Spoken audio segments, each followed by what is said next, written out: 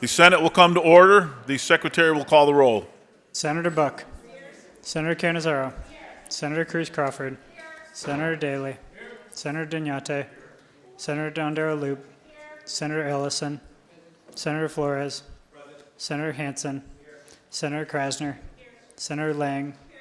Senator Neal. Senator Wynn. Senator Orenshaw. Senator Pizzina. Senator Rogish. Senator Scheibel. Senator Steinbeck. Senator Stone. Senator Taylor. Senator Titus. Let the record reflect there are 21 senators present. Please rise for the prayer by Reverend Jedediah Maskey with the Bethlehem Lutheran Church in Carson City, and remain standing for the Pledge of Allegiance. Please pray with me. Author of law and justice, you are the creator and sustainer of all life. You have created us to live and work in harmony under your gracious rule, and you sustain us through the work of those you have placed into positions of authority in our city, state, and nation. Though the harmony you designed for us has been broken by sin, you have not abandoned us, but have fully redeemed us through your Son and made known the day when all things will be restored in perfect harmony. Look with favor on those who serve in the Senate. Grant them wisdom to write and pass legislation that will check evil and encourage all people to live in peace. Keep them from enacting laws that are marred by prejudice, favoritism, or inequity. Give them discernment to do what is right, compassion to seek the welfare of all people, and steadfastness to labor faithfully in their calling. Bless their work for the good of this state and its citizens, and preserve among us justice, peace, and concord, until the day when all things are made new and the return of him who lives and reigns with you in the Holy Spirit, one God, now and forever. Amen.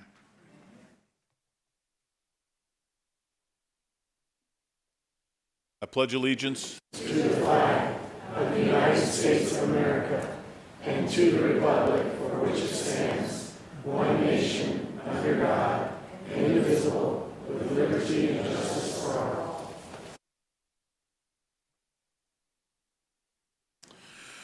Order of Business 3, reading and approval of the journal. By previous order of the Senate, the reading of the journal is dispensed with, and the President and Secretary are authorized to make the necessary corrections and additions. Order of Business 8, waivers and exemptions. A waiver requested by Senator Cannizzaro for BDR 3416, which is Senate Bill 460, to waive subsection 1 of Joint Standing Rule number 14.2 and subsections 1, 2, 3, and 4 of Joint Standing Rule number 14.3 has been granted effective April 29, 2025. Signed, Senator Nicole J. Cannizzaro, Senate Majority Leader, and Assemblymember Steve Yeager, Speaker of the Assembly. End of waivers. Order of Business 9, motions, resolutions, and notices. Senator Scheibel.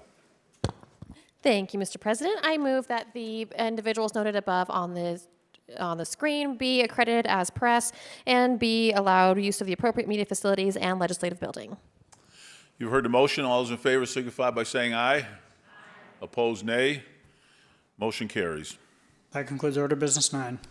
Order of Business 10, introduction, first reading, and reference. Senate Bill 460, introduced by Senators Cannizzaro, Dondero Loop, Pizzina, Dignate, Neal, Orenshaw, and Scheibel, revises provisions relating to education. End of bill. Senator Cannizzaro. Thank you, Mr. President. I move to refer Senate Bill 460 to the Committee on Education. If there are no objections, so ordered. Assembly Bill 201 by Assemblymember Roth revises provisions relating to the sealing of certain records. Refer to Judiciary. Assembly Bill 202 by Assemblymember Brown May revises provisions relating to claims for dental care. Refer to Senate Commerce and Labor. Assembly Bill 205 by Assemblymember Goulding revises provisions governing sexual education. Refer to Senate Education. Assembly Bill 209 by Assemblymember Orntlicker provides immunity from the criminal liability for engaging in prostitution or solicitation for prostitution. Refer to Senate Judiciary. Assembly Bill 227 by Assemblymember Miller revises provisions governing adoption. Refer to Senate Judiciary. Assembly Bill 231 by Assemblymembers Hunt, etc., and Senator Neal requires certain service contracts to impose certain duties upon the provider of the service contract. Refer to Senate Commerce and Labor. Assembly Bill 239 by Assemblymember Dahlia revises provisions relating to business entities. Refer to Senate Judiciary. Assembly Bill 245 by Assemblymember Howdeggy revises provisions relating to firearms. Refer to Senate Judiciary. Assembly Bill 250 by Assemblymembers Goulding, etc., revises provisions relating to certain certain debt, refer to Senate Commerce and Labor. Assembly Bill 269 by Assemblymember De Silva revises provisions relating to education, refer to Senate Government Affairs. Assembly Bill 282 by Assemblymember Ortlicker revises provisions relating to billing for healthcare, refer to Senate Health and Human Services. Assembly Bill 302 by Assembly Committee on Judiciary establishes provisions relating to facility dogs, refer to Senate Judiciary. Assembly Bill 309 by Assembly Members Hardy, etc., and Senator Buck, etc., revises provisions relating to certain orders for protection against domestic violence, refer to Senate Judiciary. Assembly Bill 315 by Assemblymember Edgeworth requires applications to participate in Medicaid as a provider to be accompanied by a certain verification, refer to Senate Health and Human Services. Assembly Bill 319 by Assemblymember Ortlicker makes revisions relating to providers of health care, refer to Senate Commerce and Labor. Assembly Bill 334 by Assemblymembers Kasama, etc., revises provisions relating to oral health, refer to Senate Commerce and Labor. Assembly Bill 343 by Assemblymember Yeager makes revisions relating to health care, refer to Senate Health and Human Services. Assembly Bill 350 by the Assembly Committee on Judiciary revises provisions relating to cemeteries, refer to Senate Health and Human Services. Assembly Bill 351 by the Assembly Committee on Judiciary revises provisions relating to the jurisdiction of the juvenile court over certain offenses, refer to Senate Judiciary. Assembly Bill 360 by Assemblymember Goulding revises provisions relating to testing for sexually transmitted diseases, refer to Senate Health and Human Services. Assembly Bill 368 by Assemblymember Carter revises provisions governing electronic communication devices in locations where certain services are provided, refer to Senate Health and Human Services. Assembly Bill 377 by Assemblymembers Gallant, etc., and Senators Buck, etc., revises provisions relating to real property, refer to Revenue and Economic Development. Assembly Bill 383 by Assemblymembers Hanson, etc., establishes provisions relating to programs for high-impact tutoring, refer to Senate Education. Assembly Bill 396 by Assemblymember Backus revises provisions relating to housing, refer to Government Affairs. Assembly Bill 406 by Assemblymembers Jackson, etc., makes various changes relating to health, refer to Senate Education. Assembly Bill 407 by Assemblymember Brown May enacts provisions relating to the repair of certain devices, refer to Senate Commerce and Labor. Assembly Bill 417 by Assemblymembers Hunt, etc., revises provisions relating to public safety, refer to Senate Growth and Infrastructure. Assembly Bill 420 by Assemblymember Gonzalez revises provisions relating to education, refer to Senate Education.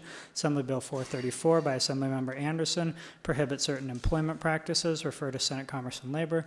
Assembly Bill 439 by Assemblymember Cole revises provisions concerning the purchase or acquisition of certain unmanned aerial vehicles or other related equipment and services under certain circumstances, refer to Senate Growth and Infrastructure. Assembly Bill 441 by Assemblymember Monroe Moreno revises provisions governing the Nevada Educational Choice Scholarship Program, refer to Senate Revenue and Economic Development. Assembly Bill 449 by Assemblymember Gurr revises provisions governing public utilities, refer to Senate Growth and Infrastructure. Assembly Bill 452 by Assemblymember Brown May revises provisions relating to public utilities, refer to Senate Growth and Infrastructure. Assembly Bill 454 by Assemblymembers Nadeem, etc., enacts a Smart Heart Law for public and private schools, refer to Senate Education. Assembly Bill 458 by Assemblymember Watts revises provisions governing energy, refer to Senate Growth and Infrastructure. Assembly Bill 461 by Assemblymembers Ortlicker, etc., revises provisions governing health care, refer to Senate Health and Human Services. Assembly Bill 464 by Assemblymember Miller revises provisions governing education, refer to Senate Education. Assembly Bill 465 by Assemblymember Miller revises provisions relating to education, refer to Senate Education. Assembly Bill 478 by the Assembly Committee on Government Affairs revises provisions governing construction times in certain counties and cities, refer to Senate Government Affairs. Assembly Bill 488 by the Assembly Committee on Judiciary revises provisions relating to criminal convictions of certain victims, refer to Senate Judiciary. Assembly Bill 495 by the Assembly Committee on Education revises provisions relating to charter schools, refer to Senate Education. Assembly Bill 497 by Assemblymember Yeager revises provisions relating to campaign finance, refer to Senate Legislative Operations and Elections. Assembly Bill 499 by Assemblymember Yeager revises provisions relating to elections, refer to Senate Legislative Operations and Elections. Assembly Bill 509 by the Assembly Committee on Commerce and Labor revises provisions relating to access of public rights-of-way by broadband providers, refer to Senate Government Affairs. Assembly Bill 512 by the Assembly Committee on Commerce and Labor revises provisions relating to casualty insurance, refer to Senate Commerce and Labor. Assembly Bill 519 by the Assembly Committee on Health and Human Services creates a separate charter of the Nevada revised statutes governing certain agencies and organizations that provide non-medical services, refer to Senate Health and Human Services. Assembly Bill 520 by the Assembly Committee on Health and Human Services revises provisions relating to adoption, refer to Senate Judiciary. Assembly Bill 523 by the Assembly Committee on Growth and Infrastructure revises provisions relating to transportation, refer to Senate Growth and Infrastructure. Assembly Bill 527 by the Assembly Committee on Growth and Infrastructure authorizes the installation and use of school bus infraction detection systems on school buses. Refer to Senate Growth and Infrastructure. Assembly Bill 529 by the Assembly Committee on Growth and Infrastructure revises provisions governing facilities for the generation of electricity. Refer to Senate Growth and Infrastructure.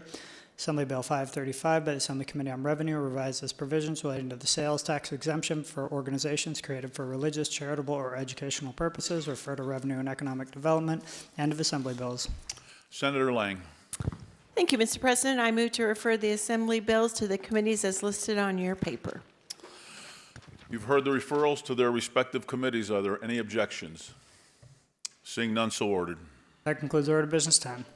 Order of business 16, remarks on the floor, introduction of guests. Senator Cannizzaro.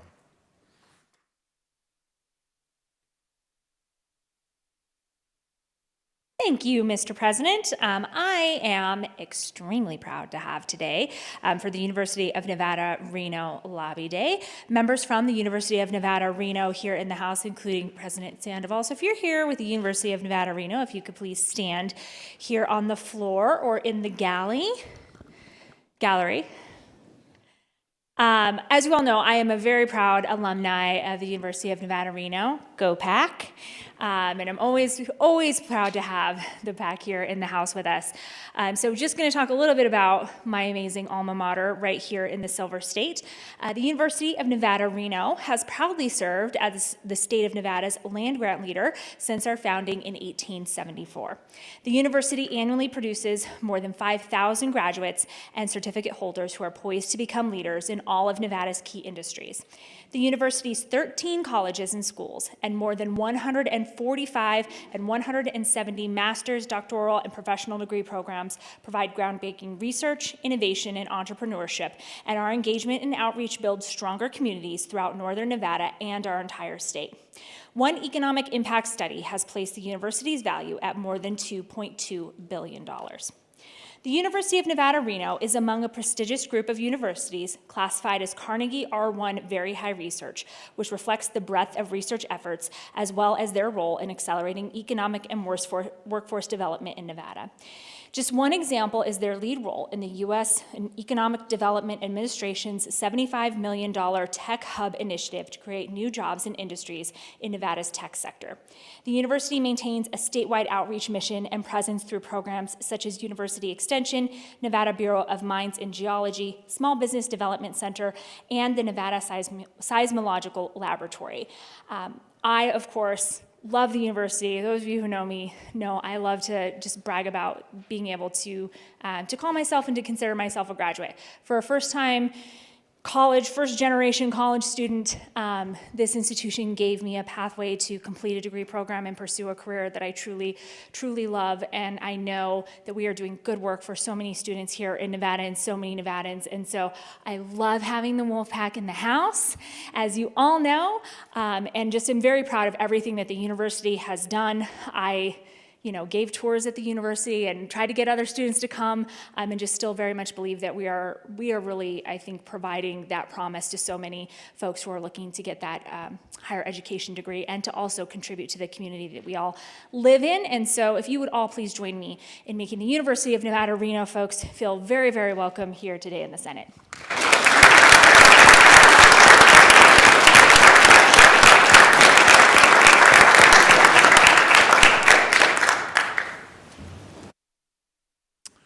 Senator Titus. Thank you, Mr. Speaker. I'm a very proud alumni of the University of Nevada with both my bachelor's degree and my medical degree, so it's been very important in my life. As my grandmother, I will tell folks, graduated from UNR in 1912.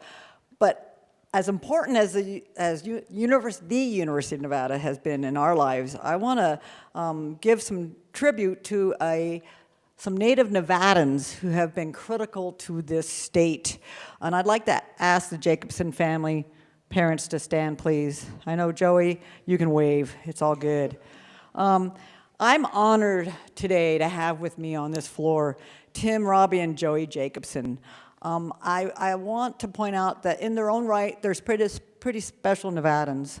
But it was Joey. Joey's the reason that they're here today, because he said to his dad, Dad, I've never seen where Grandpa worked. And Joey's grandfather was Lawrence Jacobson. Lawrence Jacobson was the longest serving legislator in this state. He went through 20 legislative sessions. His wall is in the Wall of Honor. His picture is the very first one as you come down that hall. He served in 20 legislative sessions and 7 special sessions, making him the longest-serving legislator in our state's history. He served in both chambers of this legislature and held leadership roles in each. His commitment to service extended way beyond this legislative body. He was a Navy veteran who actually survived the attack on Pearl Harbor. He was born in Gardnerville, Nevada, and a community, as you know, I represent. He was truly what I would say embodied the life of a dedication of public service. And it is a privilege to honor his legacy today through his family. And again, I want to thank Joey for saying, hey, I haven't been out there. I want to go. I want to see what Grandpa did. And so please help me welcome them to this Senate floor.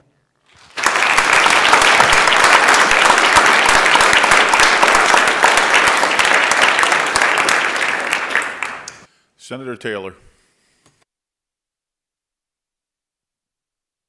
Thank you, Mr. President, and good afternoon, members of the Senate. Today, I am honored to join the University of Nevada, and I'll ask President Sandoval, please help me with this. I am very, very proud to present our Senate Majority Leader, Nicole Canizero, with this framed Wolfpack jersey. That's the football coach, getting up, getting it going, getting it done. Thanks, Coach. As we all know, she is a proud alum. She wears it on her sleeve. She absolutely bleeds blue, and it's just a joy to have here leading us in this legislature. She worked as a Clark County District Attorney, and she's just an amazing woman and an amazing leader. So on behalf of all of us in the Wolfpack family, we thank you, Madam Majority Leader.